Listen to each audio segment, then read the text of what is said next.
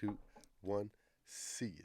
Yeah. Welcome back to another episode of the WazzyCircus Radio, the show where I sit down with the most interesting people that I've ever met in my life, regardless of skydiving. It just so happens that all my friends skydive and tunnel fly, and this guy's a skydiver. Yo, WazzyCircus Adventures, the jungle water. He's not a skydiver, man. He's a fucking badass person that just happens to skydive. So we'll get back to that. WazzyCircus Adventures, the jungle waterfall adventure in Costa Rica. I need to post the videos. Man, that was magic. It was so much fun. Everybody has so much fun. We have a lot of videos. We got the site coming up soon. If you can't make this year or the next year, reserve your spot we're going to post them, I'm hoping 2 years out. So it'll be the same date. We'll just try to replicate the same experience. If you want to go, if it's not the same dates, just give us your name and email address, and when it comes, I'll hit you with the reminder or the update of what we're doing. We got the waterfall adventure in Costa Rica. We got the canopy adventure in California, which is full. That's going to be hard to get on, son. It fills up fast. It just fills up fast. It's a skills camp for fun, and it's a wind tunnel for parachutes. It's ridiculous. It's a lot of sand in your teeth. It's ridiculous. It's a lot of fun. We have the Cenote adventure in Playa del Carmen. It's not Cozumel, is what it's coming to be, but we'll see what happens. Those guys are in the middle of doing something. We're gonna make it happen. Cenotes are amazing. If you want to Google them, they're crazy. That's coming soon. And then we're adding the Austin Tunnel Time experience. That's more for my South American friends that don't have access to wind tunnels. They can come up here, jump out of the King Air, get in the tunnel. Y'all can do it too, but this is more designed for people. We'll help them with their passports, vaccinations, whatever they need to do. You know, the language barrier is tough. I've been to Mexico. We'll help them out. They'll help us out. Super awesome. Today's Patreon shout-outs. Nicholas Romo, Big Swole Nick, Jeff Gowie, my pimpin' paramotorist, Nick James, Heather Cheney. It's probably the biggest show we've ever had. The nudist community, 99.999% of you guys have been really nice, and I only read the bad ones and those guys. But anyway, thank you guys. Thank you for all the support. She is an amazing, beautiful soul, and we really appreciate that she came on the show. Jonathan O'Rear, fellow Air Force buddy, like Air Force, go blue, my eyes in the sky. Adrian Lewis, watch out for Adrian, man. He's getting good. He's putting the time in. Yo, this cat became a beast at head up before he even thought of head down. He hasn't even started it yet, and he can outfly all of you head up as if he's been doing this for years, because he didn't rush, man. Adrian's put the time in, man. You're kicking ass, and yo, your suits are rad. Jordan Meyer, one of my favorite, funniest motherfuckers. His photography is amazing. He's a suffering artist, and he really puts his soul into everything he does. I want to give respect to Jordan. I know you're listening, man. Thank you, guys. Patreon. If you want to get involved, what you do now is stop, pause the video, like and subscribe, right? And when you're done, or even as it's going, go to, patreon.com/WazzyCircus Radio. Our wish list has been a Mac computer and editing and road equipment, right? We really want a roadcaster. I want to tell you guys, because of our Patriots, we got the Mac, man. I'll be able to put the shows out faster. I'll be able to edit now because of your support. This is real. It's not a game. You guys are really helping us out. So we still need a roadcaster for road equipment, and these we're trying to do podcasts at Boogie's in the landing area, but assholes like fucking Brandon come through swooping the tent. It's like, yo, we're in there, guys. All right, yo. Larson and Broussard, L&B. If you guys need any equipment, that's what I trust. That's what we trust on the radio. They've sponsored us in the past. I'm going to ask them for sponsorship in the future, and even if they don't, I trust this gear.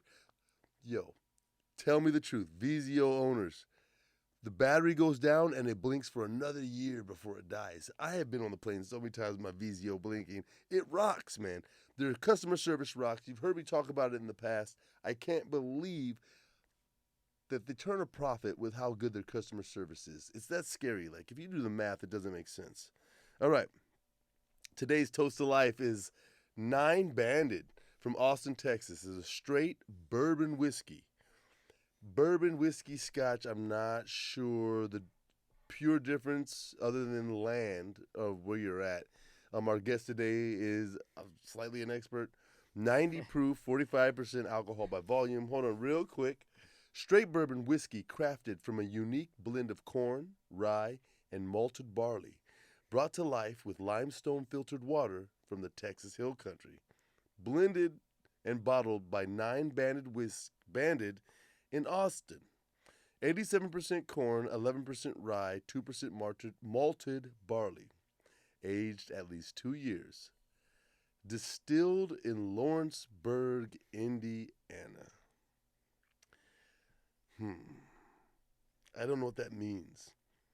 The 9-banded armadillo, is the state mammal of Texas and a symbol of independent and creative spirit of our home, Austin. Brandon, Angles or Angels? Angles. Thank you for being on the show.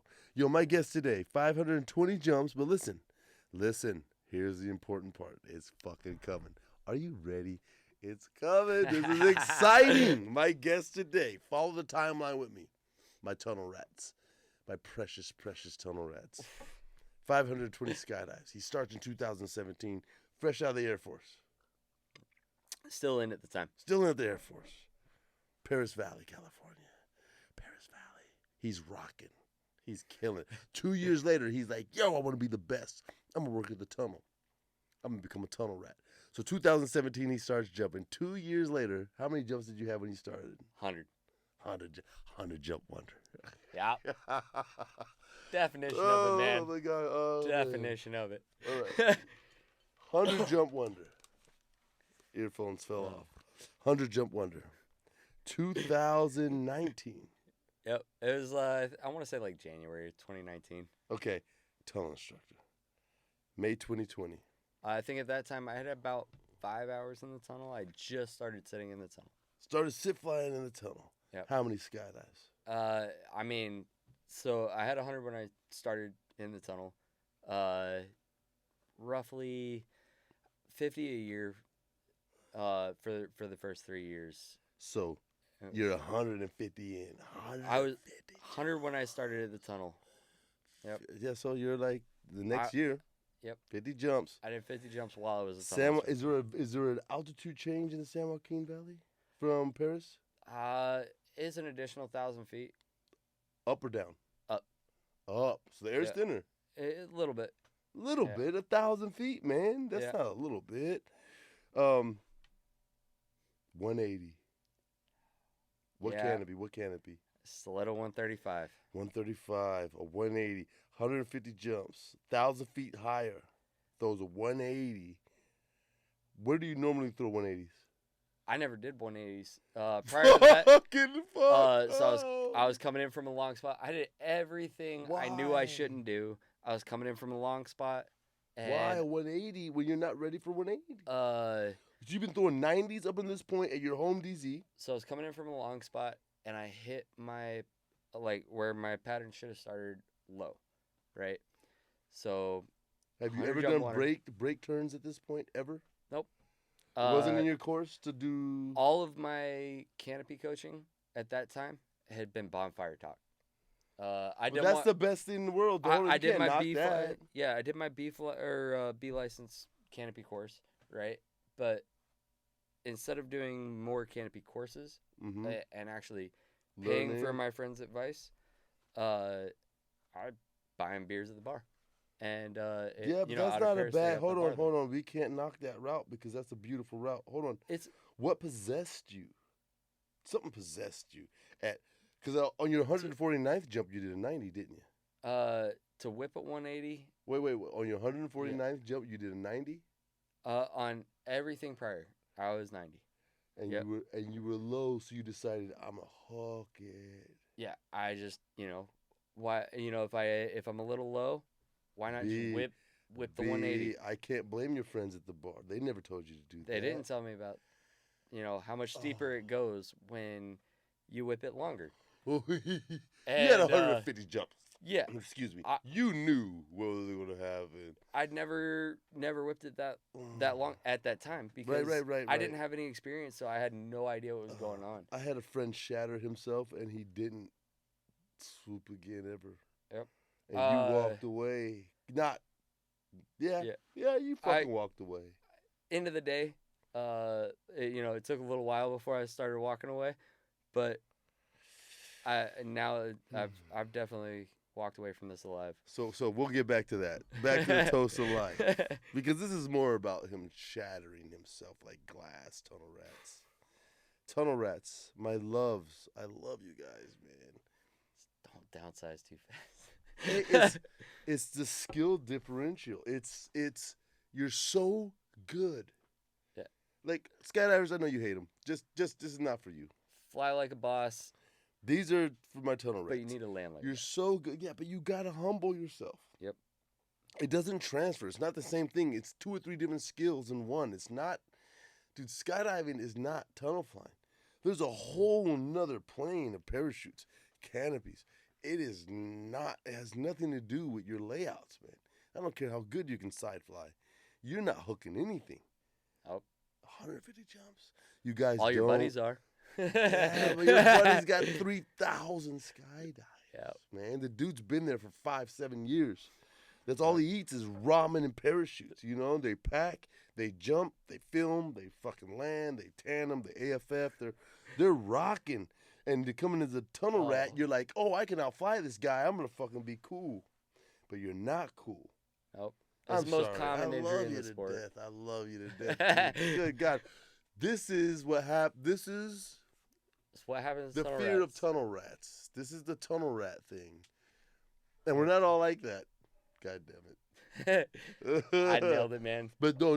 Nailed the stereotype. Tell me that wasn't the most beautiful path. Tell me that wasn't the daydream. Listen, you start skydiving, you get 100 jumps, and then you get to go to the tunnel, dude. And then you be an instructor. It's so rapid. It's like I would shred with my friends all day, and at Paris, it was in the parking lot. So, I mean, I literally go fly with my friends during the day and then go make the sunset load and shred with them in the sky. That's beautiful. But they were all landing freaking, it felt like 30 minutes before I was. And that was the part that hurt the most. And, ego hurts. So then my ego hurt. So I started downsizing. Fucking ego, guys. And flying my canopy more aggressive. I let my ego get the best of me, and it's religious, isn't it? Damn near killed me. It's religious. Oh, yeah. Near death is religious, bro. When I came back, first thing I did was go find a canopy coach, and now I have more fun doing hop and pops because I want to learn my canopy better than I want to learn my flying. Canopy is religion. Not to replace God, you better beg God for help. You better beg Jesus to take the rear, son. Like, this is not a game. You mentioned something when we were talking before the show that this has been the worst year for you. But you just started, kind of, and not to take anything, I know, not to take anything away, but this has been some of the best years for skydiving recently. Like, people are way safer now than when I started, dude. When the velos came out, they were hooking them into the ground constantly, man. We had so many more deaths.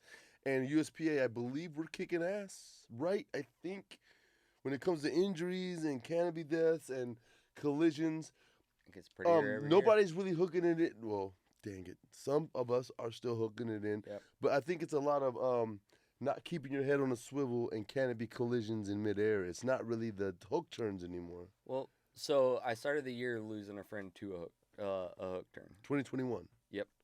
It was January, I think it was 4th. was when I lost Dave Creek. Dave Creek. Shout out to Dave Creek. Love Dave Creek, the Creek family. Absolute bestie of mine. I think we got a picture of him. Okay. If we can find it or not. Yeah, he unfortunately was pulling on his fronts and he pulled it too low and same incident that I had, but he couldn't. You know, a little bit harder, and that's all it takes is that at that point, it's a 1 to 2 degree difference of the angle of impact is whether or not I survived or I died. And it's like degrees or seconds or milliseconds. It's a decision in a second that can fucking hose you, man. Is that him? Where's he at? Yeah, so we got the picture up here. He's the one on the far left. The bald so guy. So that's when you were hurt. So, yep. That was me in my wheelchair, and he's the one on the far left. The one on the far right was De Niro. He let me live with him for a couple months while I was recovering. Wow. That way, bring family out, and they help take care of me too. It was. That's beautiful. Who's that? So De Niro, you said? Yeah, De Niro is. He still is an amazing friend. And he's in Paris still. Yeah, he lives in Menifee, about 10 minutes out. Hey, but he's still jumping. Yeah. Shout out to De Niro. Hold on, let's bring this back, please. And the Diepic shirt is your boy. Yep. Respect. And the Paris shirt's my buddy Dave Creek. Wait, hold on. I thought you said the bald guy. So who's in the Diepic shirt? The Diepic shirt's De Niro. That's okay. It looks like he's the bald guy, but he's not. Sorry, De Niro. All right. So the Paris shirt is Creek.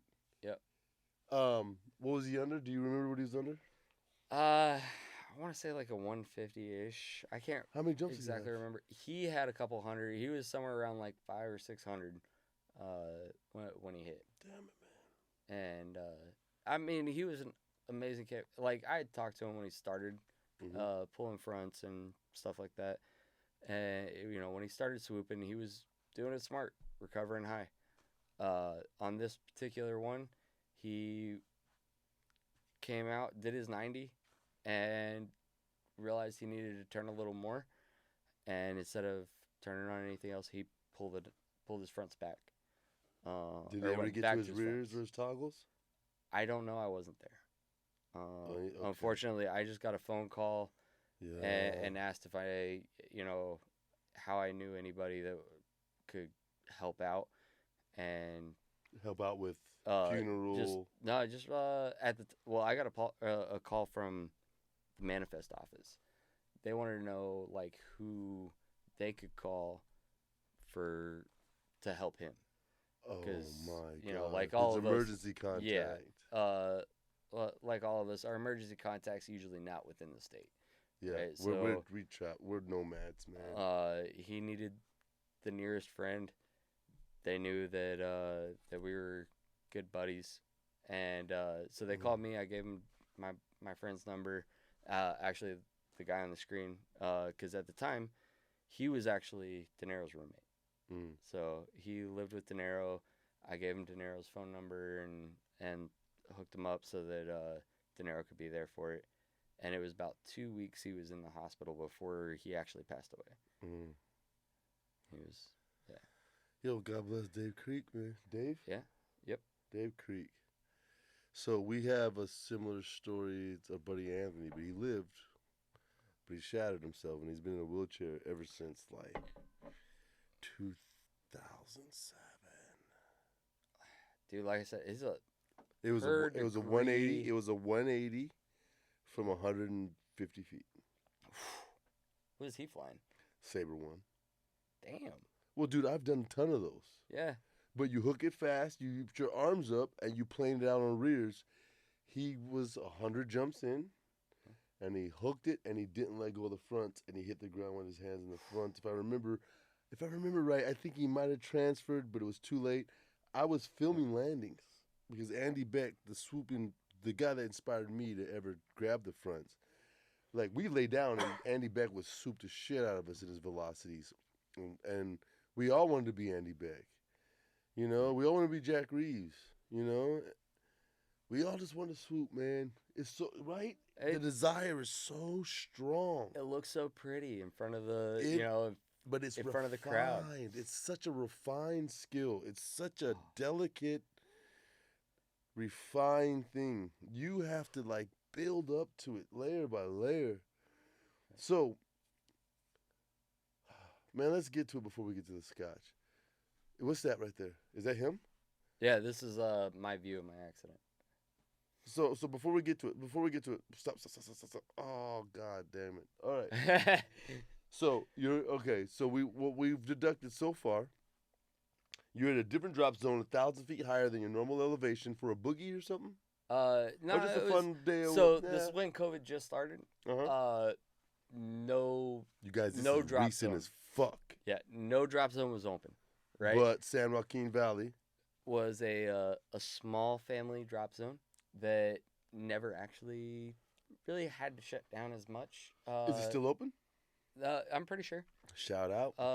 I haven't been there since. But yeah. Have you reached out to them ever since your accident? Unfortunately, no. What, I dude? need to. You need to tell me you're really okay. Well, I've had buddies that go out there all the time and stuff, and I know they've talked to him, and they've told me they've talked to him. You need to. I need to reach out to the owners and be like, you guys. I mean, think about. For sure. I don't want to attack. No, I owe them a phone call. But it's PTSD for them too. Yep. Have you ever seen a friend go in? I have not watched it. Well, they watched you go in. De Niro was actually there the day of, and so if you guys ever to get traumatically hurt, I don't care if you sprain your ankle and it hurts and you drive away, you need to call or get on Facebook and tell everybody you're okay. I did do the Facebook part because you become a ghost. Yep. In their brains, like 100%. Oh, that dude. Remember Brandon? Yeah. And now you're over here fucking doing tandems. You ain't fucking dead, man. You ain't fucking out of the sport. You didn't quit. They need to know that because people may have, you know what? It's probably my first question to the docs was, when can I jump again? One or two people may have quit when they saw that.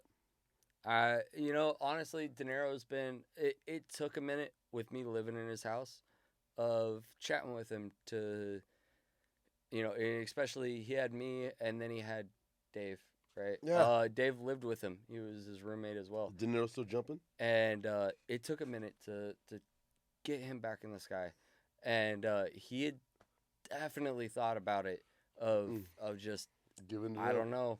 And but hey, man, you do enough jumps, it seems pushing. easier to give it up. Yep. He was right on that edge to Is he still in? Maybe not. But he goes in and out of currency, but he's still jumping. As soon as he's got everything set, he gets back up there when he can. Okay, so we're gonna do this. Okay, hold on, real quick. Long spot. You're making a decision. You're like, I'm good enough at 150 skydives because I'm a tunnel rat and I can sit fly. I could probably make this turn. Yep. Did you stay in front or were you able to get to your rears or your toggles? So I whipped the fronts all the way through the 180. I pushed through the harness. I made it as fast as I could to just whip it as fast as I could, right? As soon as I finished it, I saw the ground, and I was like, well, that's a little bit close. So I immediately went to my rears, thinking, I'll trust your rears. No, don't trust your rears. You've heard that at the bonfires. It's a joke, not reality. But like I said, all of my canopy coaching came from Bonfire Top. No. And so I'd heard trust your rears, and in the very, very, very last second, and you have to almost slow down the video to really see it. About 10 feet up, I stabbed my toggles. 10 feet. Is when I stabbed the toggles. 0.12 seconds. That 0.12 seconds is probably the only reason I'm walking, though. I will give it that. Living. Without a doubt. That. Okay, I hate to pause again. When you do your turn correctly, trust the rears. Yes. Because it'll take you further and you'll look cool. That's it. Facts. You don't listen to me. Put it on me. You do not trust the rears to save your fucking spine. No, children. No. We stab toggles. We stab hard and fast. We fucking try to gain altitude when we're low. I had a low turn. Did you see my low shit the other day? So I came in high on one swoop. I threw a fucking 540 and came in high. And I was like, all right, I'm going to go lower, slow down to 450, and come in hot. Dude, I don't know what the fuck is wrong with me. My swoops have been off. I came in so slow and low. My last 90, dude, I did full rears, planed out low and did a flat brake turn to finish and swoop toward the trees because I had no choice because I had to save my ass because I was low. I missed the turn, but I saw you by the trees. I was laughing. Yeah, that's 5,000 skydives and bails. Yep. Right? Like, I can't imagine trying to hook it. Yeah. At 150. Oh, it was anything. Dumbest thing I could have ever done. But a lot of guys do it. I was about 220 when I started it. When I grabbed my front. 220 when you grab the fronts. Yep. I just grabbed one because it was gonna be a tight turn. At the time, I don't know why I hated stall surges. I was scared to start on a stall surge, and it's funny because now I came back and went with proper canopy coaching. Holy crap! I learned that now I just do a stall surge and I don't put any input. I don't even do a toggle of front or rear. My hands will move towards the front, but it never pulled down. And I just harness in that 90.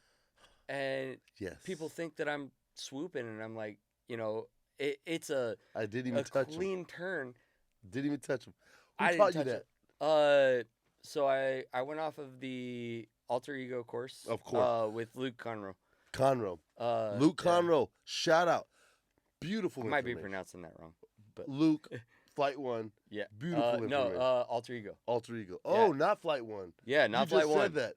Alter Ego. I just go to PD just because I'm a fucking fiend. No, Alter Ego, I went with... Alter Ego. That's the Bartholomew. The Bartholomew's, and they have their own coaches. Yep. Hey, why the stall surge? What is beautiful about the stall surge? Explain to me about your new stall. Listen, we're about to watch some horror in a second, and we're gonna get to it. Let's talk about the other side real quick. What is beautiful about the stall surge? I mean, the canopy's just in a better flight mode when you have all inputs available, but it's still making that dive. Right? Mm-hmm. And so this allows my canopy to take that dive without me losing any of my inputs because I have my harness. Explain that. So I still have... So what's your stall surge? Where do you go? Deep brakes? How long? What do you do? So I just go until I feel it kind of peak. Uh-huh. And right before the canopy's physically going to start collapsing, go ahead and let go. Right. And so now my canopy... And what does that feel like? It feels weird because it feels like I've lost motion. Because you're dropping. Yeah. And the canopy's going to drop. Naturally. And, yep. Without force. And no force at all. And then by using just the harness in that, I still have my rears, my toggles, my fronts to make that input as I need to make that turn. It's so beautiful. What's his name? Conroe? It was Luke. I feel like I might be pronouncing Luke it something. Yeah.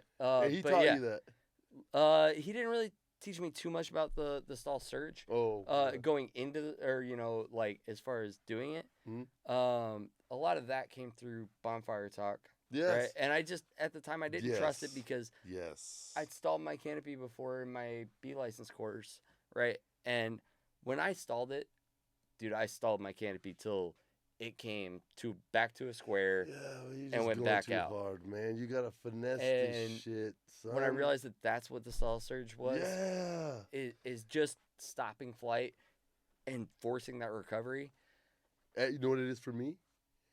I stop time. Yeah. Everything's going fast. I'm clear. I've done my turns. I've tried to set up the best I can. Sometimes you're lucky, sometimes you're off, sometimes you got there, sometimes you're downwind, sometimes you're upwind, and maybe you can get to the right spot. I do my best, and then I shut it down, take a deep breath, I go up, and then here it comes. Yep. Ooh, it's my fucking purpose, baby. Yep. Right? Your soul burns, bro.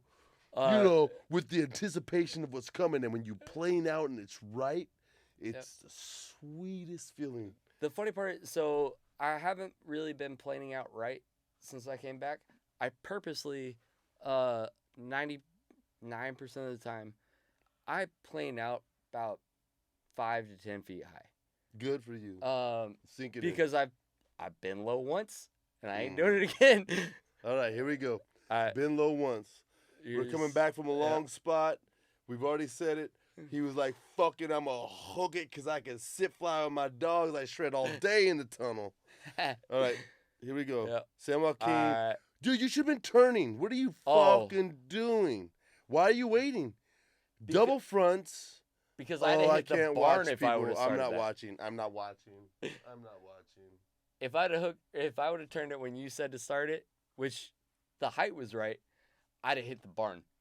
I'd have been a plaster on the wall of the barn. Why couldn't you just go left? I wanted the grass. The one video I didn't give was the landing right before that. There's a walkway halfway between. Hold on, for our people watching, we're like 80 feet off the ground. He does double fronts. Oh, downwind. Into the wind. That was final not turn. downwind. No, the final turn was into the wind. It would have been Look at the windsock. down. Watch the windsock. It was. You fuck. Nah, we were. Oh, that was into the wind. You were. Oh my God, you're that low. Yeah. It was fuck? that low. He was so low. I thought he was. Look. Oh my God, you are in the wind. And Christ I God. turned back. No, you're not. You're downwind, fucker. That's not a windsock. That's a canopy that you're looking at. Mike, the camera I had was garbage. Run it back, please. I'm looking at the wrong thing. Yeah, you're looking at the corner of the field. No, right there. What's that in the field? Right there below you. That's another canopy in the middle of the field. That's a canopy. Right, that's a canopy. It's not a windsock. Yeah, those are friends that are about to watch me hit. Turn. No.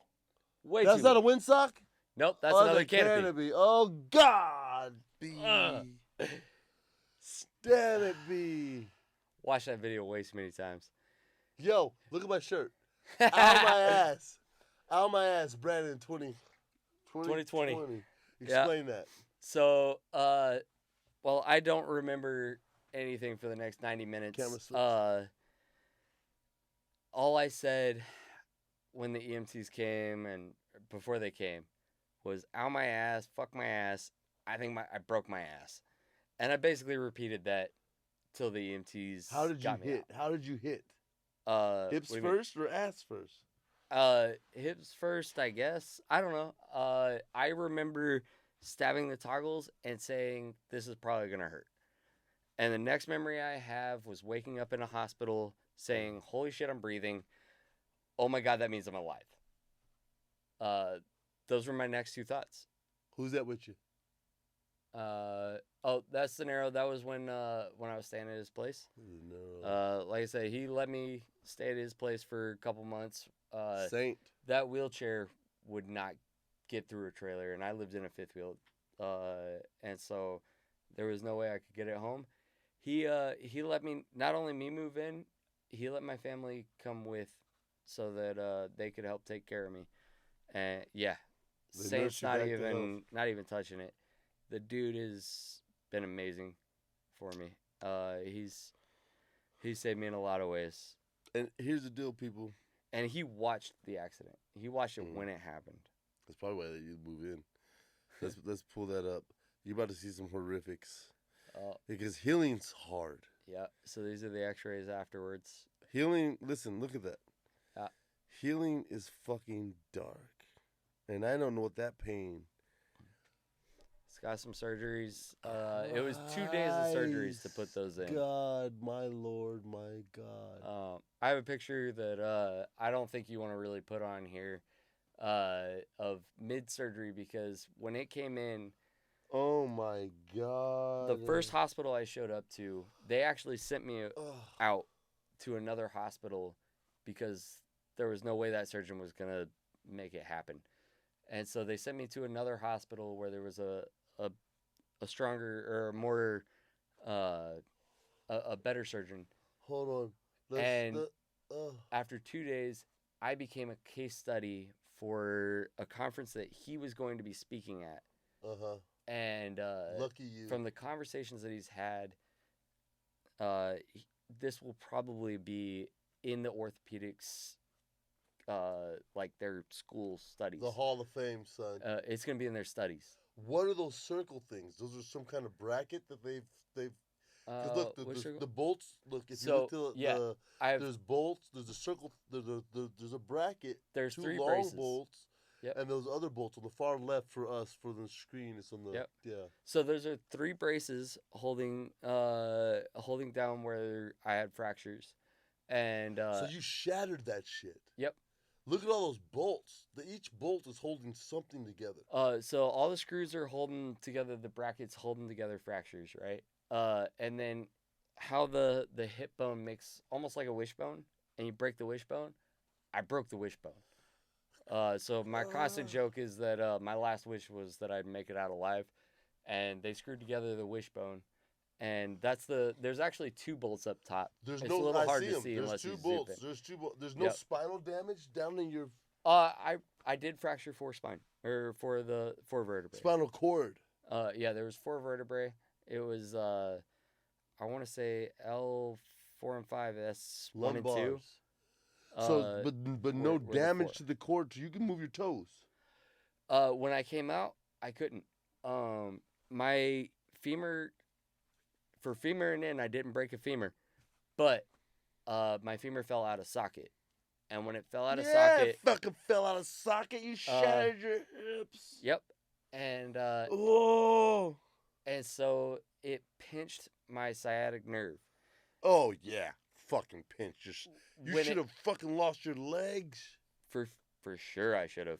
You shattered your frame. So because of that, I lost my brain lost connection with my right shin muscle. Oh my god. That's my fracture on my right wrist as well. You know what? That's enough to break me right there. Break me, son. All of my injuries were on my right side, so I realized that I did PLF. You have such a good attitude. Gotta stay bright with it. I was such a bitch when I got hurt. I mean, I was so hurt. I had to stay positive, or it just there was no way I could ever live happy again. And life's all about being happy. You got fucked up? Yep. So, back Jesus Christ, how long were you in the hospital for? A month. A month? 2 weeks in... Bedpans? So it was 2 weeks Catheter? in the hospital, right? And then I got moved to an inpatient physical therapy for the next 2 weeks. And, for the first 3 weeks, nothing is better than a cute little nurse. I was in Fresno for the first 2 weeks.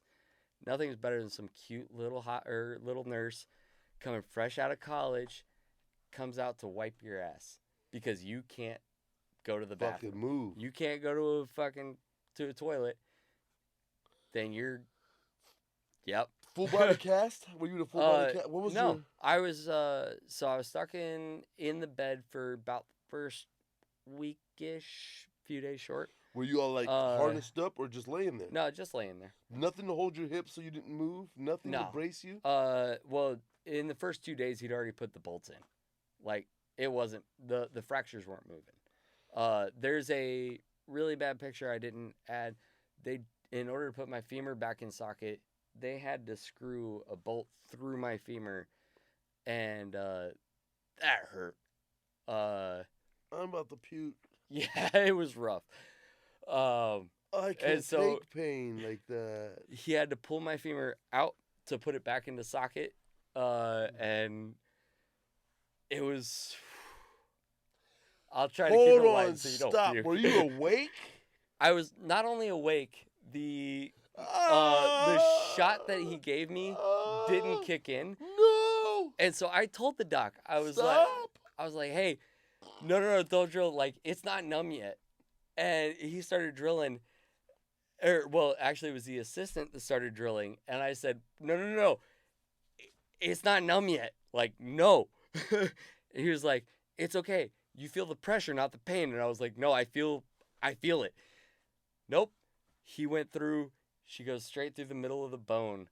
I was in absolute, like, the worst pain you ever thought of. And then she comes out the other side, and he goes, good job, you nailed the center of the bone. And I looked at that doc, and I was like, I fucking know. I felt it the whole damn time.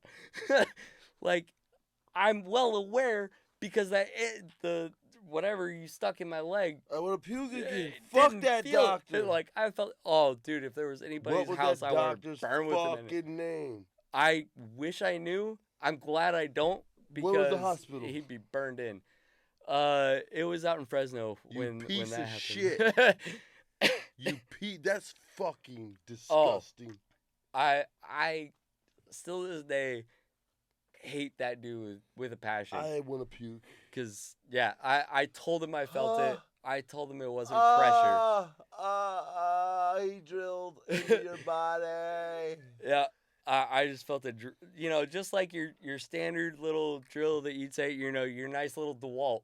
Imagine putting that through a bone. Oh, it was awful. And I felt every bit of it. Oh my God. Hated that dude so much. But one of the big ones? Through the femur. Straight through the femur. Oh, but not the hip one, not the long. No, that was all done while I was passed out. I don't remember any of that stuff. I'm sure the femur hurt, but I would imagine that. Either way. Yeah. Dude, the 4 bolts in my foot ain't shit now. I got a couple bolts that, they're... That was so recent. Yeah, a year and a half now. What am I, like a year? Under a year, huh? I'm under a year. A year and a half. How do you feel? You don't look like you're in pain. I just got used to a lot of it. So me too. It becomes a background noise. So I had constantly. nerve damage in both feet. For the longest time, like when the docs asked me a number, I was somewhere between 8 to 10 in nerve pain. I could only sleep 3 hours a night because that was the amount of time during the night that I could actually sleep. It was low enough for me to be able to pass out from how exhausted I was. Mm-hmm. And I was getting maybe 3 hours a night and another 3 hours somewhere in the middle of the day if I could. I could feel when the fan turned on, I could feel the movement of the air was enough to put me into a crying pain. I know it. Which in July I know it. Makes you an asshole to tell your buddy to turn his fan off in the middle of July because you're crying. It was awful. Were you ever suicidal?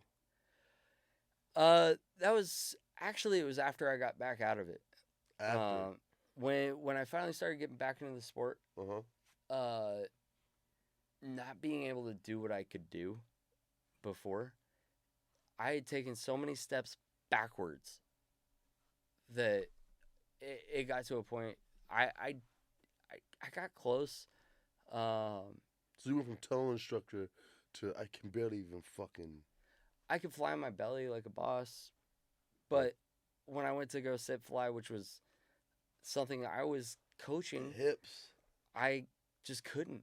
And, I was flying, so I was talking a little bit about it earlier, but my right shin, I had drop foot on my right foot. And so I couldn't, so basically my brain couldn't connect to engage my shin muscle on my right foot. Okay. Right? And so you couldn't lift. I couldn't lift it up at all. And so instead, my docs gave me a brace that held it at 90, right? So I couldn't push up or push down with my right foot. But you could hump around on it. Yep. I could move it, or, I could walk on it just fine, but I couldn't move it. And it was about a year and almost 3 months, a year and 3 months before I could move the right foot, and it's still weak. Really? But, so you had to get up every day and strap this fucking thing on. Yep. Otherwise, you'd be dragging your foot. Yep. It was just dangling there. So my similar, nothing close at all experience. My left foot, I shattered it on the glass in the tunnel.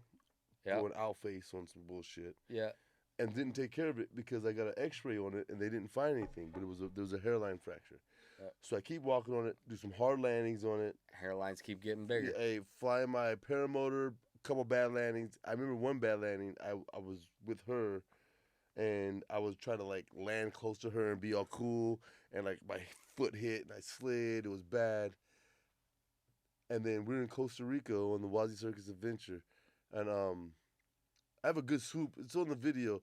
I swooped this cornfield, but I can't stand up. And I couldn't stand up jumps for a while because my foot was so bad. Yep. I didn't know it was broken. I thought I had arthritis or something. It's just like a windshield, man. Right. That little crack keeps getting bigger. So we're snorkeling on a catamaran with some big fins on, and as I'm swimming, something snaps in my foot. It was the tendons on the left side. So I had snapped my navicular bone, and it had gone up like this with spikes. And my tendon was rubbing across it the whole time. And it was super pain, dude. Oh. There were times I was at the tunnel, and I lay in the fucking locker room in between classes holding my foot like, oh, the fucking pain. And I thought it was arthritis, bro.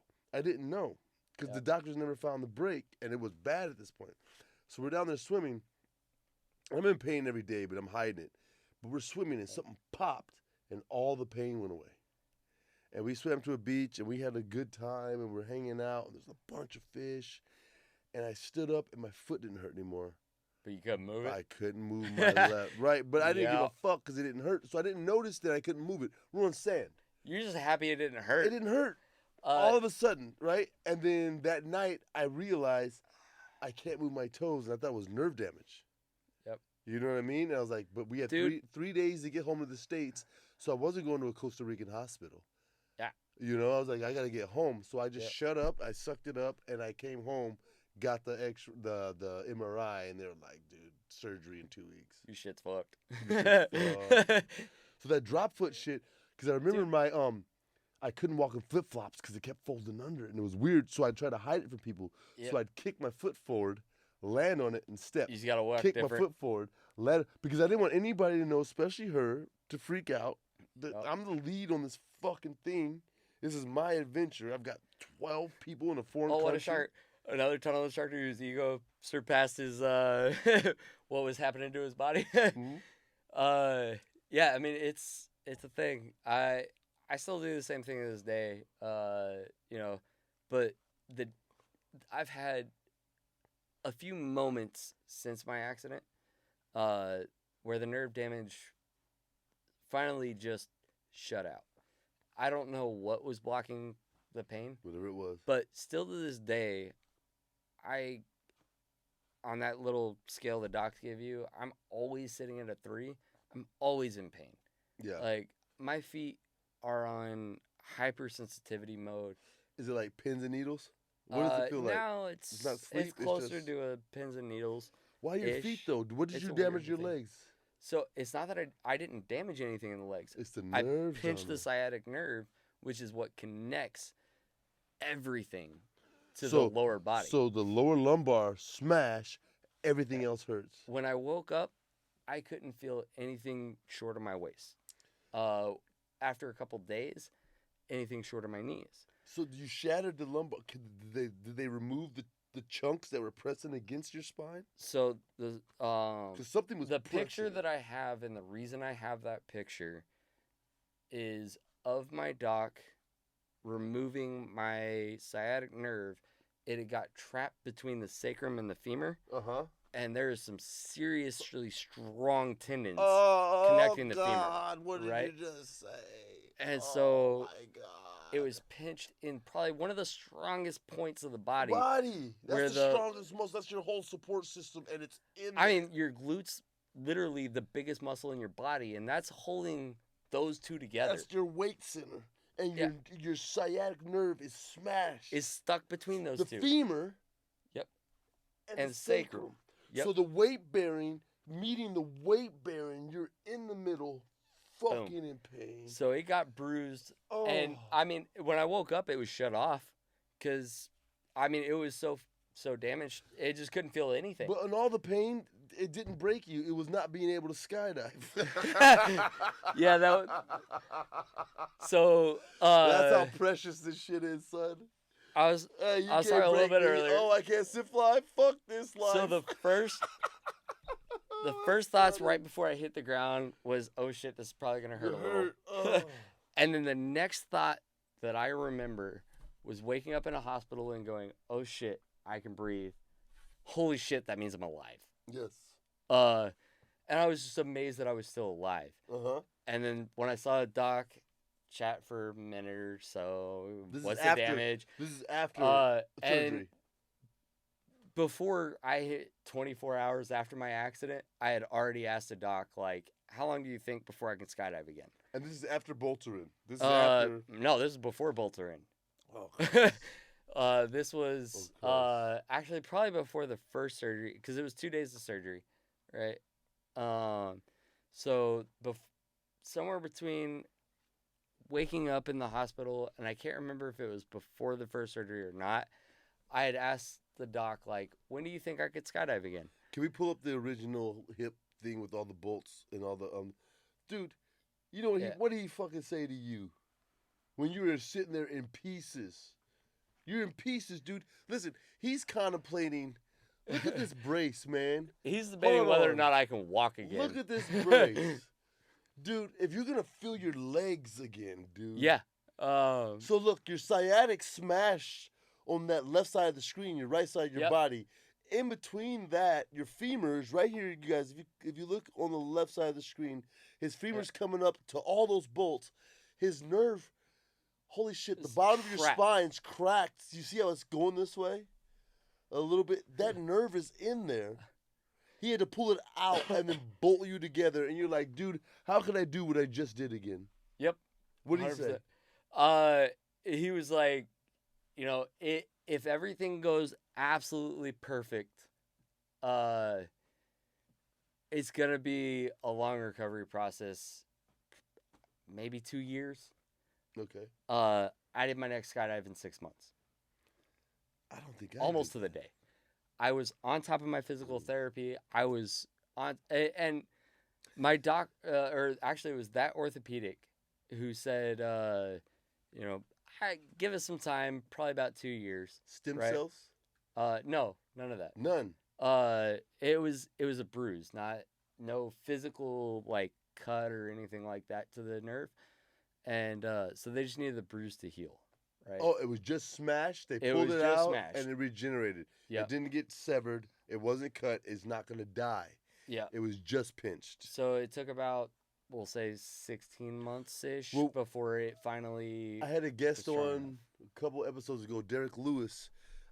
He got his shoulder repaired, and they like shaved his bone down, but they also used stem cells for recovery here in Austin. He has hella insurance, it sounds like. That I'm aware of, they didn't use. Did you have insurance? I was active duty military at the time. Air Force, baby. Yeah, TRICARE covered it all. I was taken care of insurance-wise. I never paid a bill. Beautiful. I got so lucky on that end.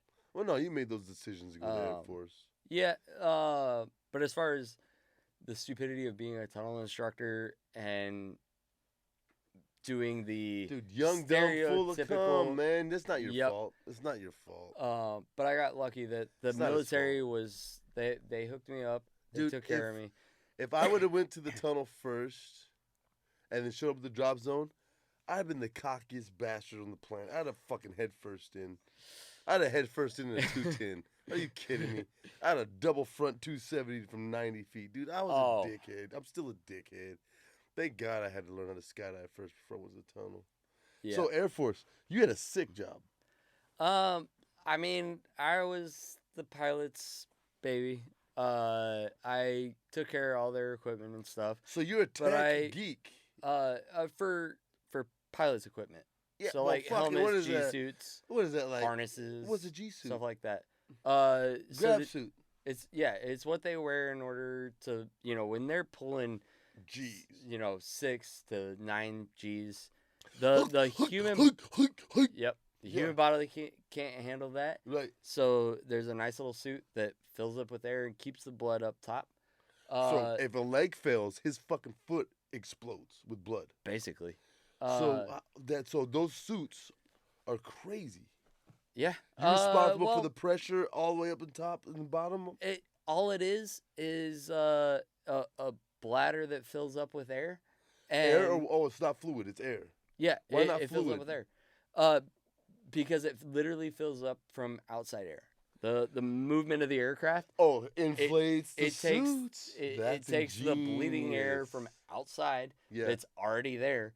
Why should we buy fluid if we've already got? Oh, you test it before they get on. So that was my job, was testing it if there was an issue with the suit, a seam was weak or something could go wrong with the suit, I was sewing the suits and stuff like that. So before these guys are flying, you're like hours ahead of them testing everything. Yep.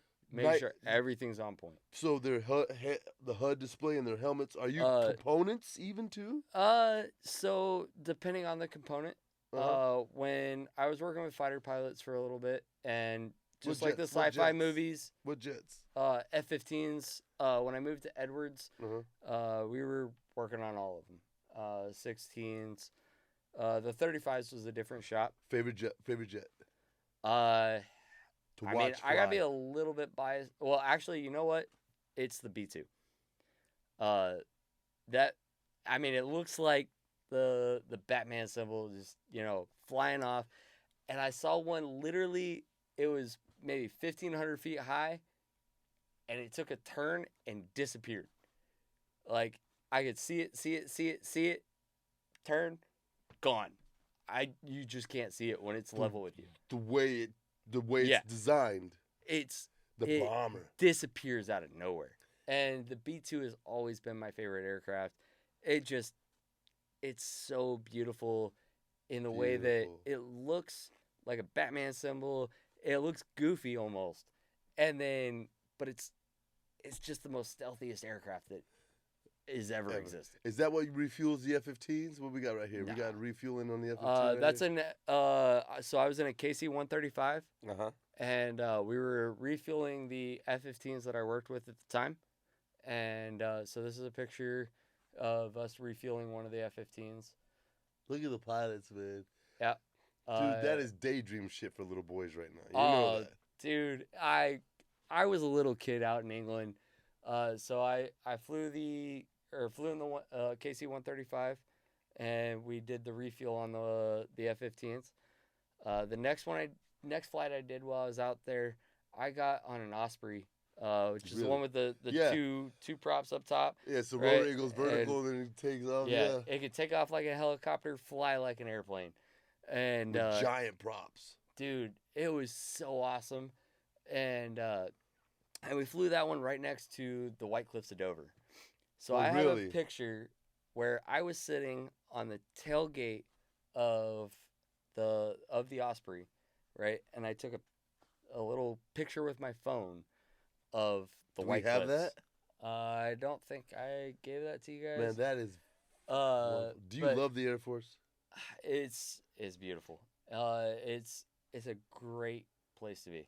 So I'm encouraging my sons to join because I think it's... Dude, if there's any branch to join, the Air Force is spoiled, so spoiled. It's amazing. Like, you are doing some real-world work. Right. When I was packing emergency parachutes... What's that? That's some of the stuff we worked on. So those are slides. You're a rigger? That's how I got into skydiving, actually. I started working for the test parachute program out at Edwards, California. And while I was working for them, I started getting into the sport. Working as a packer? So I started with them as a packer. And rounds? Well, I was packing everything. I mean, they jumped everything from Crossfire 149s. It's the military test parachute program. Yeah. How did you get involved with that? It's the Air Force test parachute program. Okay, how did you get involved with that? How did you get involved with that? It was just a set of circumstances and knowing the right, or, talking to the right people. And you had never skydived before this? Nope. So you had no idea what you were doing and how awesome it was. I didn't have an idea. I knew it was something I wanted to be in.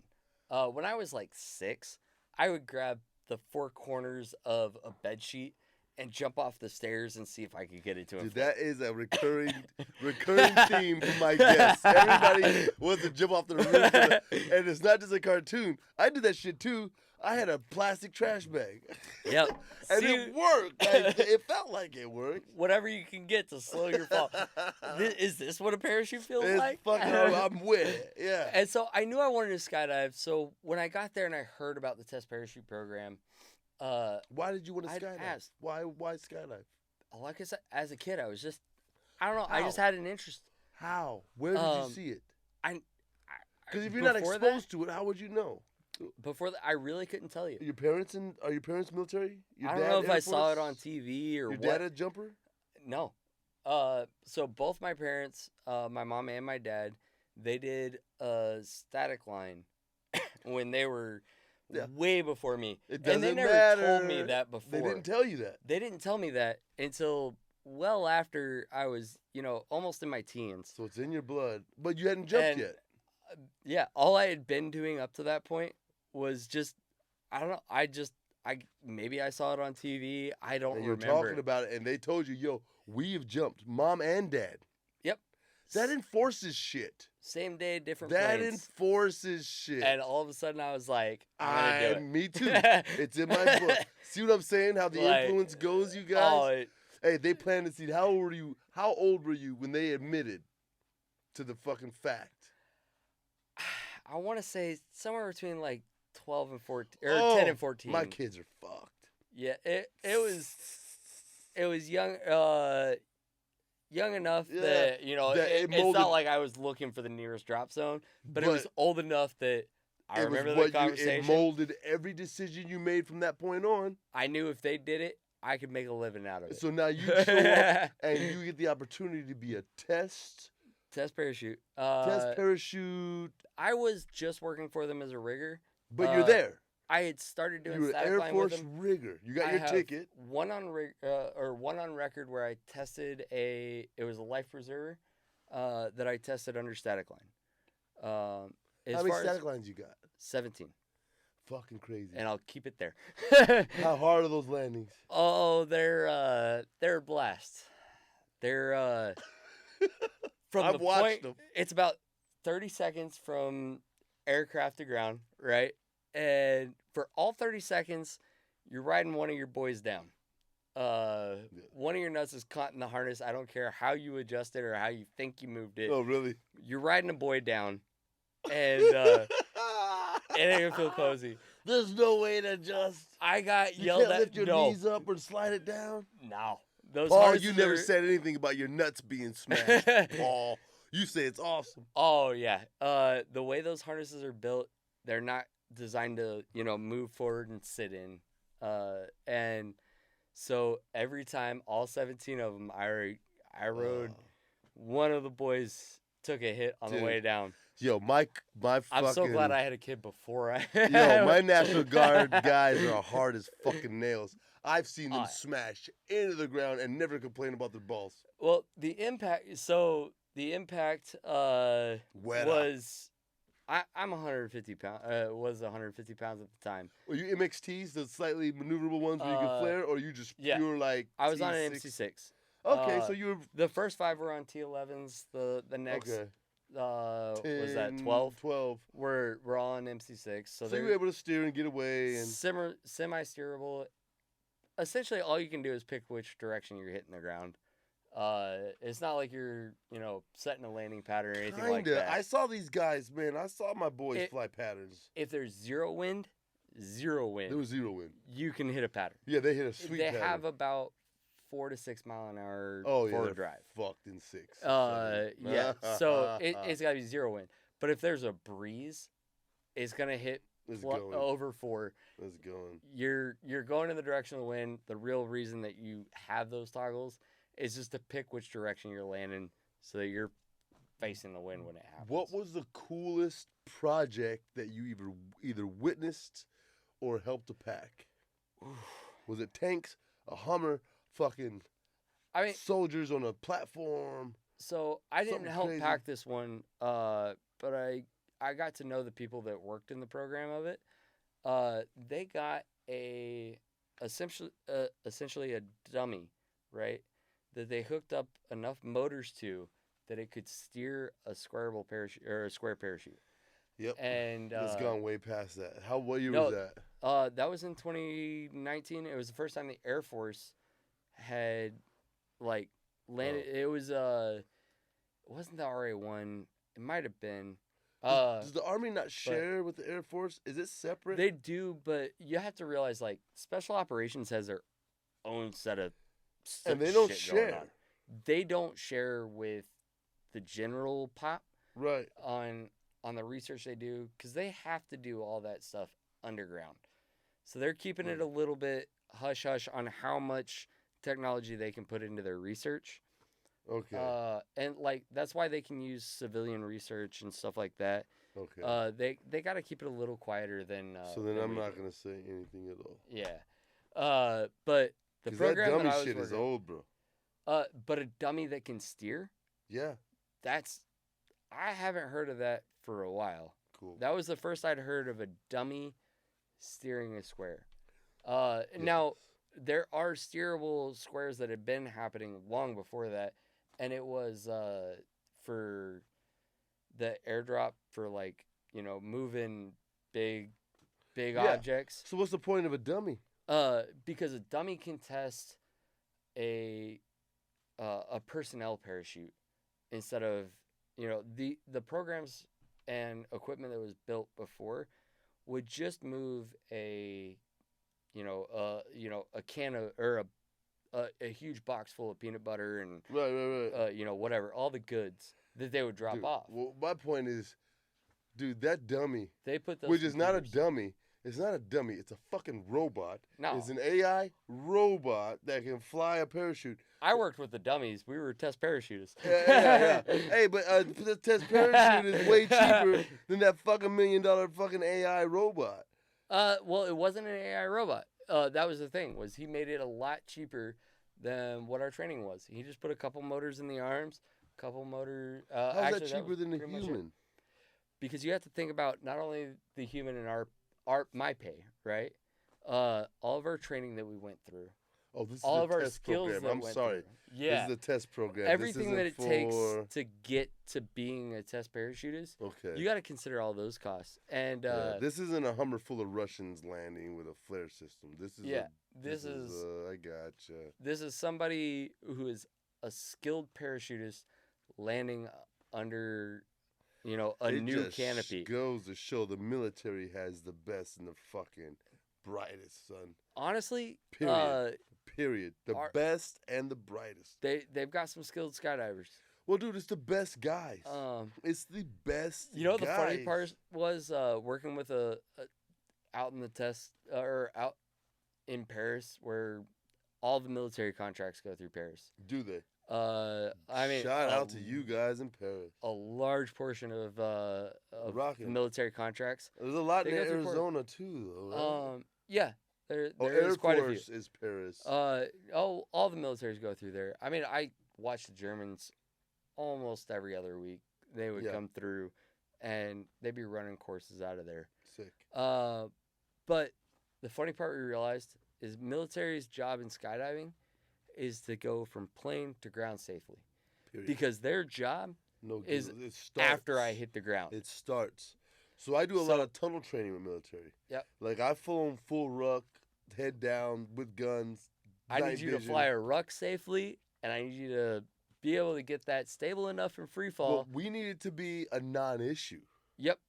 Right? I don't want you getting, some stupid malfunction. It needs to be as easy as driving down your neighborhood street to get to the mailbox. Yep. That's my job.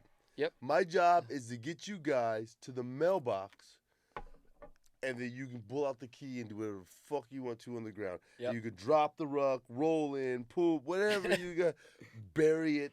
Dude, I love it.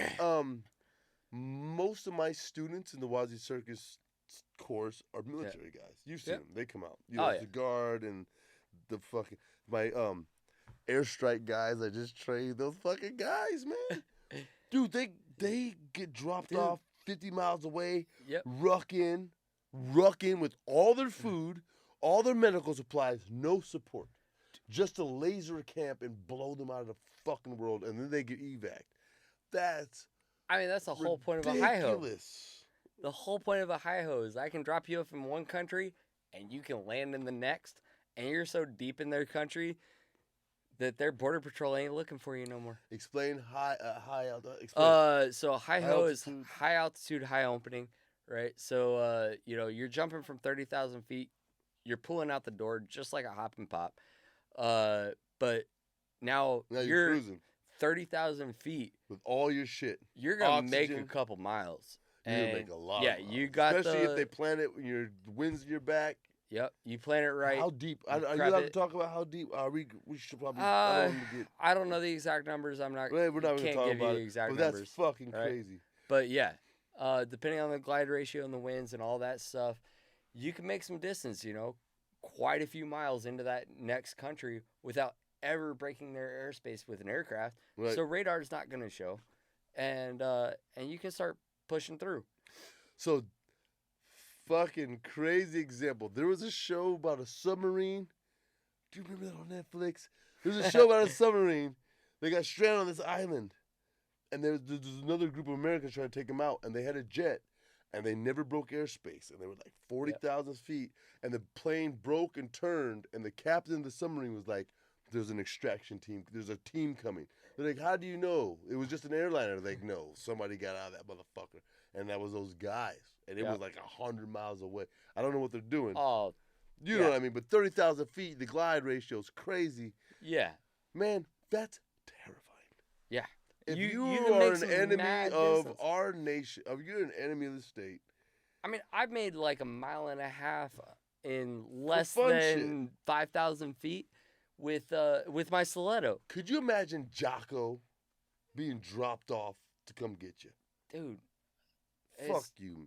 He's coming under canopy in the middle of the night. Yeah. What are you going to do? That's crazy. Our military is nuts. God bless your service, man. Thank you for keeping us some wicked shit. So, your original progression. Wait. Well, so we established you kind of had a dream for jumping. Yep. You're in the military. How did you get to the civilian side? So, I'd always wanted to, right? The Air Force came out with what was called the Air Force School Program. Which got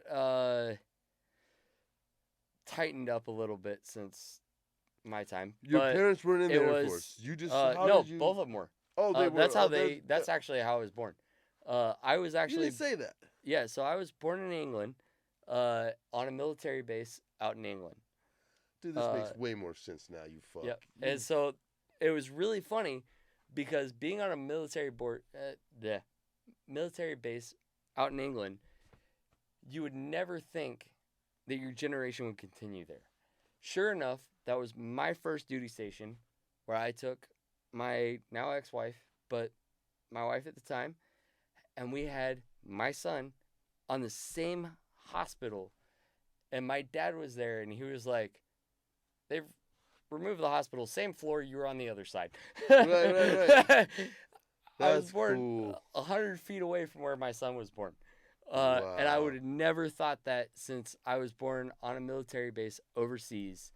I'd have never dreamed of having my kid in the same hospital. What's baby boy's name? Alex. Alex, that's dope. Yeah. And he absolutely loves just playing, running around the drop zone. It's his favorite place to be. Yeah. I've asked him, like, hey, if you want to go downtown, just tell me. And he's like, no, Dad. Drop zone. I want to play. Yeah, my kids too. I want to go run around.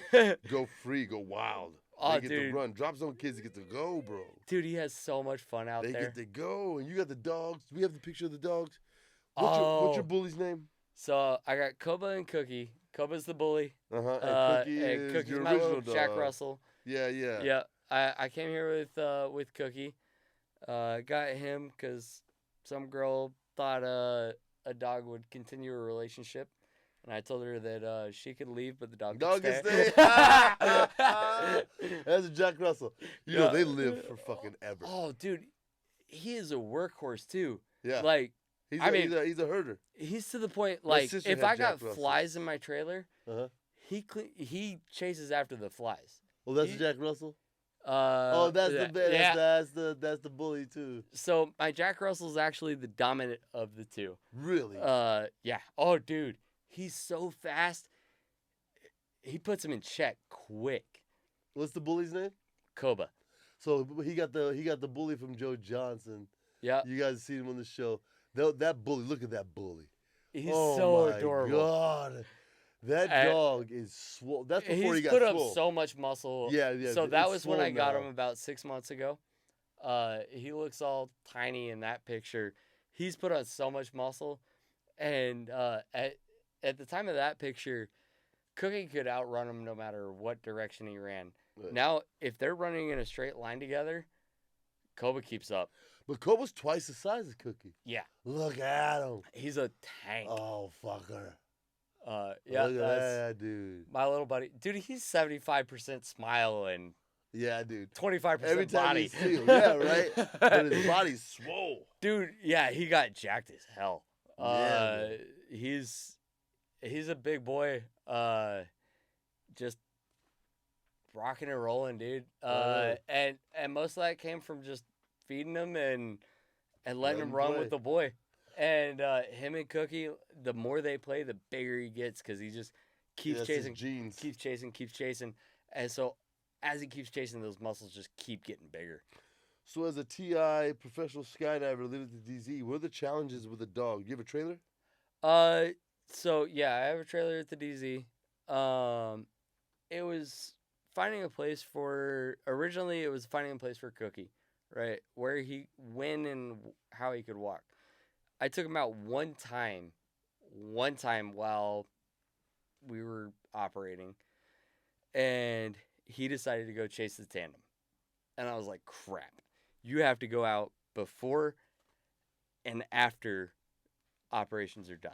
Like, you cannot go out. He sees a parachute and it's on. He just wanted to chase the people. Does he think it's you? Huh? Does he think it's you or no? No, he just wants to play. Like a tandem on the ground or a tandem in the sky? It was a tandem landing. Yeah, and he ran up which is on the most dangerous part for a dog to come run up. Yeah. Is as you're in the middle of your flare and you see a Jack Russell coming to chase you, you don't want to kill it, but you gotta land. You gotta land. Like with 400, 500 pounds. Yeah. Yeah. So immediately after that, I was like, "Yep. Before and after operations, you gotta stay in the house." So I take him for a walk in the morning, and then as soon as we're done for the day, as soon as I know at least tandems are done, because fun jumpers, all of our skydivers, they're a little bit more manipulative under canopy, and most of them land out of the way. And now he's getting better trained to stay in his area. So that's a tough transition. It took a little bit of time to make him a DZ dog. When I got him, I lived in the middle of the Mojave Desert. There was nowhere he couldn't run. Right. I mean, he'd go a couple hundred feet. How'd you get him? Girl wanted to stay with me. Oh, you said that, yeah. And in the Mojave. She got me a dog, thinking that's the first step before kids. And I was like, cool, I got one of the kids. You can leave. But the dog's kind of cute. Dog can stay. Right. You can go. Yeah, man. So, like we were saying, healing's tough. Yeah. Give me something that got you through the darkest spots, and what was your experience getting back in the sport? Getting back in, I was super excited. Hold on, with the darkest spots. The darkest spots were for somebody broken right now. Yep. Watching their friends skydive on Instagram and shit. I got to do that one backwards, right? The brightest spot was getting back in, right? I was super stoked to get back into the sport. I did it, like I said, Doc said maybe 2 years when I first broke myself. At your first landing? And, yep. So, I could barely walk. I could take couple steps at a time.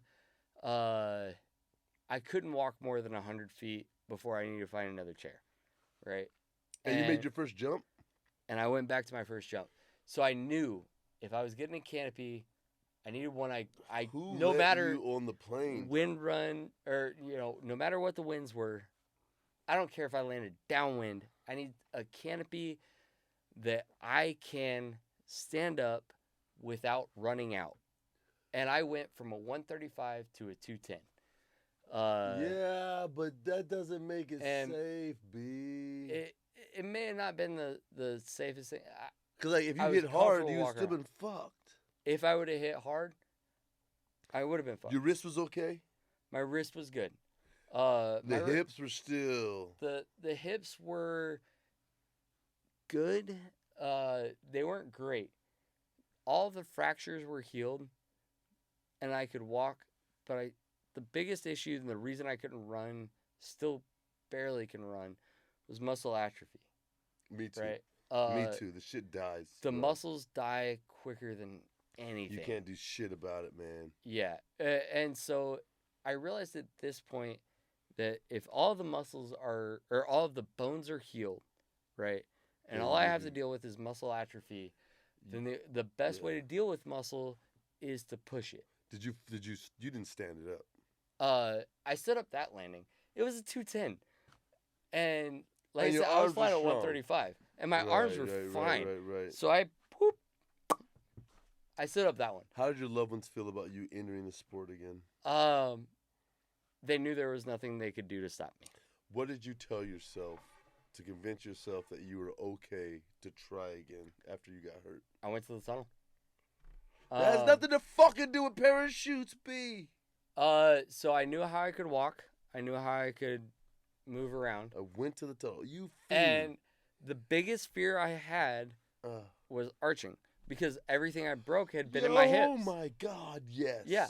Think about it. Your hips are what you use to fly. Oh, so how is it now? And, well, as soon as I came back, right, my hips were shattered. Oh, my God. The first time in the tunnel. Oh, my God. I think one of the pictures I gave was of me, and it was Robin Young, I believe. She was my tunnel, or she was the instructor when I finally came back to the tunnel, right? And I told her, I was like, hey, I want you to originally start me off as a first-time flyer. Yeah, because you don't know your body right now. I don't know what's going to happen when I get into the wind. You can't feel your fucking feet completely. Well, at the time, my right foot still had no control. Yeah. And my left foot was just in pain. And so... You're a soldier, dude. I was like... An idiot. I want to go fly, but treat me like a first-time flyer until I give you a solid thumbs up. What possessed and then go ahead and to let go forward before you were healed, though? You're not healed yet. Dude. Misery. Think about the sky, like... it was misery. It was misery to be out of the sky, though. Yeah, that's what I'm saying. Like, the misery of not flying pushed you past the pain. Yep. It pushed past everything. Everything. I just wanted to be back. I wanted to go back home. You home. couldn't take another fucking second. And so back home. I wanted to go back home. I need to be back to what I was. Dude, COVID alone had already pissed me off. Oh, and I wanted on top. And so I was already, 3 months since I'd been in the tunnel before I even got to go back in the sky. And I went out, I led a tracking dive, and cool, we had a good time. Your first jump? Well, no. My first jump since COVID started. Oh, okay. Yeah. My first jump since COVID started. I went out did a tracking dive. Fantastic. Yeah. I went out. I coached a friend of mine after I had done that tracking dive, just to make sure that I was good. Right. Went out, did his coach jump. Sweet high five. And that was the friend. That was De Niro. Right. That was the friend that I lived with in Cali. He came out, spent the night with me, and drove out with me to go to San Joaquin because it was the drop zone that was open. And I just convinced him to, get back in the sky, but he was uncurrent because he was A licensed. And that was the jump you got hurt on. And nope, that wasn't the jump I got hurt on. That jump, actually, so my first jump of the day, right, I landed in the middle of the grass. As I'm walking back, I said, fuck, this is way too long of a walk. Here's this walkway between the grass and the power lines, which was their beer line. I'm going to land halfway between the grass and the beer line. Because you're feeling yourself. I was feeling myself. And I hit it. I fucking nailed it. On the next jump, when I did the coach jump, I nailed exactly where I said I would land on the jump prior within a foot. I could have drawn a circle and hit the dime. And the next jump, I was coming in from that long spot, and I had too much confidence because I could land a canopy. Oh, by the way, this was jump 8 on that canopy. On jump 7, I had hit the dime. You're killing it. No, you fucking and jump 8, I'm thinking, I know this canopy. I know how it flies. Yeah. I got this because I'm a 100-jump wonder. Yeah, I thought I had it. Yeah, I just fuck. And what do they say? It's 20 jumps. I don't know what the number is, dude. I mean, there is no jump number for experience, right? You have to hit all of the crap that can happen before you do something stupid. Yo, B, I tell my students, your fucking bones are made out of crystal. Do not play with your body. You will shatter yourself like glass. No low turns. Yep. No low turns. Stab out. If you flare too high, stop. Sink it in. Flare hard. Yep. And like, they see the stress on my face, and I see them talking, especially the military guys. They walk off like, he needs to chill. I'm like, no, I don't, man. No. I don't need to chill. You can't stress because when it goes bad, it's going to fucking go bad. And they're like, yeah, but we're good. We got da-da-da-da. I love you guys. It's just, not you guys. It's just students in general. It's just people that are, and then the like tunnel rat thing, you guys, it's the ego. Your dick's hard. Yep. You got a student, or you got a friend that, can't walk again. I got a friend that's buried. Yeah. All because, Oh, dude, that's just one. I've seen friends fucking hooking in the parking lot. Yep. Frank motherfucking Cole, smashing the back of a Subaru or a fucking station wagon or some shit. Hella backed out. We all got the joy until dude, it goes I've got wrong. Friends, man. That's the biggest thing about swooping that just, and this is why I immediately pushed it to Friday Freakout, was I wanted the numbers to be higher, right? I knew there was already swoop fails on there, and I wanted to add to that number because... Do they know that you're jumping again? Does Friday Freakout know that you recovered? I don't know if they have a recovered series. Andrew Revis, a recovered series. Yeah. Like a backup series. Andrew Revis runs the RDZ's marketing. He does a lot of marketing. Stuff. Hey, and, Revis does a good fucking job, you guys. Yeah. He's a solid dude. I haven't personally chatted with him, but I know Joe has. I don't know if he quite put the two names together or not, but it has been a thing. Yeah, me coming back has been a miracle and a half. That honestly, when I woke up and I said, like, I'm breathing, holy shit, I'm still alive, I wasn't sure at that moment if I'd ever skydive again. And when I talked to the doc, was that? Honestly, for a moment, that reality of fuck, I may never. That was suicidal. Jump. That was me too. Because that fear. Me too. That was my home. That was the only thing I went through. You were, bro. My divorce was ugly. It was what it was. Right. But it went ugly, and the one thing that kept me happy during that divorce was skydiving. Level. Yes. And if you take that away, I remember laying in the bed thinking, if I can't walk, I can't jump. If I can't jump, fuck this. Yeah. Then I don't want to be here. And had the docs told me that I'd have never been skydiving again, had they not given me that 2-year hope, worked. I'd have fucking grabbed the plug myself and pulled it. Yeah. I'd have reached across the bed and grabbed it. And this shit's deep. This shit's deep, you guys. But they gave me that 2-year hope. And shit's deep. Son. It felt weird at first. And so the first time I woke up, I was laying down, and it was about 2 or 3 days before a physical therapist came in to see me, right? And he had me just sit up, right? Oh my God! Just sitting up. It the turns muscle out tears and the bolts. And that's not the worst part. Turns out when they do surgery in your hips, right? All of your blood pulls to the lowest point of your hips. That would be your nuts.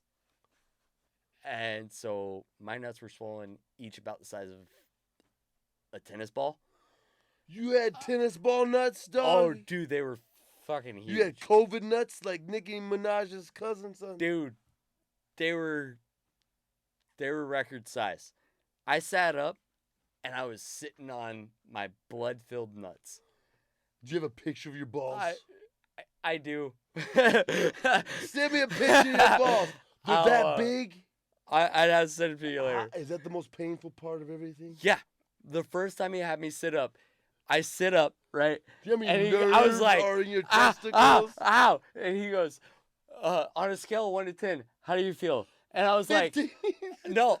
I looked at him, and I think this is honestly, on a doctor's note, like, they've heard 20, 21, coming from every pregnant woman giving birth, they've heard the numbers over 10. I looked at the doc and I said, well, on a scale of 1 to 10, this is definitely a new fucking 10. And he was like, all right, lay him back down. Hey, what was worse, the bolt in the side or the swollen balls? Oh, dude, the swollen balls were the worst. Dude. I mean, you think about sitting on top of your boys. How long? It was probably about 30 seconds between me sitting up. No, how long were your balls big? How long were they big? It was about 24 hours, I guess. Before your nutsack just stretched the fuck out? Dude, they just got massive.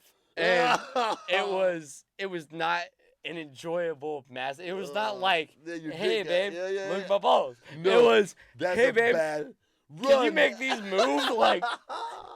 Oh, shit. If they were that big to this day, I couldn't walk forward because I'd have been hitting every single one of them every walk, or every step. How? Like, they were. I am such a fucking punk. I thought I could take pain. I am such a punk. I wouldn't. I'd tap out, bro. I think I'd tap out. Level Jesus, of pain. I'm sorry, Jesus. I love you. Christ God and my Father. I think I'd tap out. I found a new level. Like I said to that dog, I found a new 10. You never know what you can take. You never know what you can take. And you got the a funny bolt side of in your side, and it wasn't as bad as your balls. I know. You know the funny part of that is so I've had nerve damage in my feet every day since my accident to this day. To this day, my feet on what I would put on the doc scale, probably about a 3 to 4. It's been on that every day since I've since that happened, right? Once the nerves came on, they came out on full fire, and they were 10s. I was on melatonin, or not melatonin. What was it? It was started with an M. Some shit. Yeah, I was on meds for the longest time. It was an anti-anxiety medication. And what happens when you're on a high dosage for a long time, it causes a reverse effect. It starts causing anxiety. When you take the pills. Yeah. And how hard was it to kick them? Well, kicking it was a step down, right, at a time. And I was on an insane amount.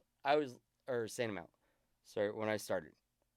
And I was on the max for my body weight, and like I said, I couldn't sleep more than 3 hours. Fuck. And that was just because of the pain. How long of a period was this? 30 days? 60 days? 90 days? It was probably somewhere around 2 to 3 weeks before I could sleep longer than 3 hours. Oh, that's fucking torture, bro. And I was going to, my PT, and that was after the nerves had turned on, which it took about 2 to 3 weeks. Hey, we got to wrap. Where did you get the fortitude to beat the pain? I'm in pain all the time, and I'm sick of it, man. I'm exhausted. I'm still sick of it. I'm exhausted from being in pain. What I'm sick of more is not that time frame that I was out of the sky. I was more upset with that, and I would do anything to get back. Yes. And I don't care about pain to just be happy again. And happy is skydive. Happy, whether it's skydive. Now I work with the dogs, with Joe's dogs, and I absolutely love being with the dogs and being in the sky. Beat the hell out of no matter how much pain I'm in. I will wake up absolutely miserable to be with those dogs and be back in the sky beats the hell out of any day of pain. Just laying around miserable and pain. So somebody that's laying around miserable, what would you say to help them get through right now? Find something happy. Find something that makes you happy. And reach toward it. Give you a drive and get there. Get there. There is no excuse to be miserable. Being miserable. The only excuse is what you make for yourself. You can do it. You can get there. Fucking make it. I didn't recover. Dude, I was gonna quit. My shit. I was gonna quit on a broken foot, man. This motherfucker. Love you, B. Brandon Angles. Thank you very much. Thank you very much for doing this, man. Thank you for healing and beating what I felt was insurmountable. The moment the negative thought that I might never walk again, the second that I allowed that grain of sand to creep in, it infected me for weeks, bro. Dude, the depression's real. But it's real. It's dark. You have to let the drive win, and that's it. Let the drive win. The drive to be happy has to beat your depression, because it was real. And it's been on and off. Yeah, I still haven't paramotored yet because I don't know if I can run, but I'm going to. And when I do, it's going to be a celebration, man. That means I made it back. You made it back. You're a tandem instructor now. Yeah. You're fucking killing it, man. You came back. Dude. I've done 3 times as many jumps in the last year as I did in the 3 years prior to. Because I wouldn't let myself fail, and I wanted to love the sport. And I got back in, I got a job in the sport, and I just started pushing. And I wouldn't let, a rough day, sometimes I'd wake up and I would be in pain. But I wouldn't let it stop me from my drive. And I wouldn't let it stop me. And it just kept me going to just drive forward, move on, and keep going. Is there a mantra? What do you tell yourself? When it hurts and you got to get up, what do you say? Just suck the day's dick and let's keep going. All right. WazzyCircus Radio. It's a weird way to put it, but damn if it ain't real. Yeah. Just deal with the suck. Yep. Accept the suck. All right. Deal with it. Have you ever seen the B-52s in repairs? Oh, yeah. Really? I used to work with them all the time. We had to swap all of the... So they are the only aircraft that has an ejection seat that actually ejects down. And the top two, the pilot and co-pilot, eject up. The bombers, or like the... Wizzos, they eject down. And so it's the only ejection seat that pushes under the aircraft. So, but they're in a normal office situation with you guys, sitting in normal cockpit chairs, strapped in, and if they hit eject, they just shoot through the floor. There's some funny-looking little leg straps that grab their ankles, hold them to the chair, right? Shoves them through the bottom of the aircraft, and now they're just like any skydiver, right? They're just gonna ride the hill. It lets go of every point of contact with the chair, and then it deploys the emergency. Oh, so it like static lines the fucking out the bottom of the plane. Yep. That's fucking crazy. Do it's they get weird. burned? Do they get burned by the ejection thing? No. So it's a mortar, but it's specifically set up in a place where both for the ejections going upwards and downwards, they're set up so that the pilot doesn't get any injuries. But y'all heard it's a fucking mortar. I've heard that before. Like, dude, it's an explosion. So most common thing for fighter pilots ejecting, they lose about an inch or two in height. Yeah, because they do. There's they blast up and it's Yep. The amount of G's they pull on ejection, it shrinks them a couple inches. Especially the F-15Es, the F-16s, the F-14s. That shit was crazy. So when Goose in Top Gun ejected into the glass, dude, he hit with force, and that's what broke his neck. So the big thing in that movie, from the inspection standpoint, was that the rear seat fired before the front seat, right? And so had those fired in order. The front seat's supposed to fire first as the glass is disappearing, and he would have survived.